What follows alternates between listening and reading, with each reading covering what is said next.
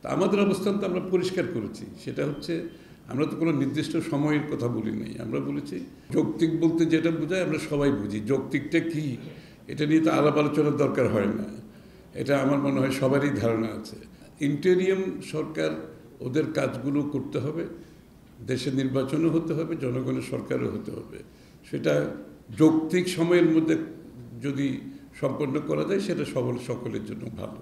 একটা সরকার আসছে একটা প্রেক্ষাপটে, অনেকটা একটা ইয়ের মানে গণ আন্দোলনের মাধ্যমে যে সরকারটা আসছে, তো তাদেরকে যে বিষয়গুলি মৌলিক কয়েকটা বিষয়, তো এগুলো যে বাংলাদেশের প্রতিষ্ঠানগুলি সব ধ্বংস হয়ে গেছে, যে প্রতিষ্ঠানগুলোকে ফিরে, যেমন আপনার তারপরে দুদক আছে, তারপরে নির্বাচন কমিশন তো আছেই, নির্বাচনের সাথে জড়িত যে প্রতিষ্ঠানগুলো, এই বিষয় যেগুলো একেবারে গুরুত্বপূর্ণ রিফর্ম দরকার, সেখানে তো আমরা সকলে কথা বলছি, সহযোগিতা করছি।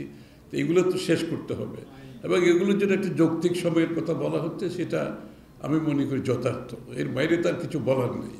একটা কথা হচ্ছে, শুনেন, আমাদেরকে বুঝতে হবে এই প্রেক্ষাপটে একটা সঠিক একটি অবস্থানের মাধ্যমে আমাদের পরিবর্তন আনতে হবে। সুতরাং সেই জন্য আমরা সকলের সাথে সহযোগিতা করছি, সরকারের সাথে সর্বাত্মক সহযোগিতা করছি।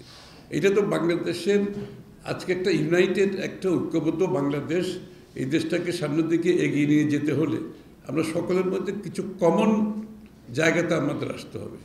কিন্তু কিছু এরিয়াতে যে মৌলিক বিষয়গুলো দেশের জনগণের স্বার্থে, দেশের স্বার্থে, বাংলাদেশের একটি নতুন বাংলাদেশ গড়ার যে প্রত্যয় আমরা নিয়েছি, যে কিছু বিষয়ে তো মৌলিক জায়গাতে আমরা এক জায়গায় আসতে হবে।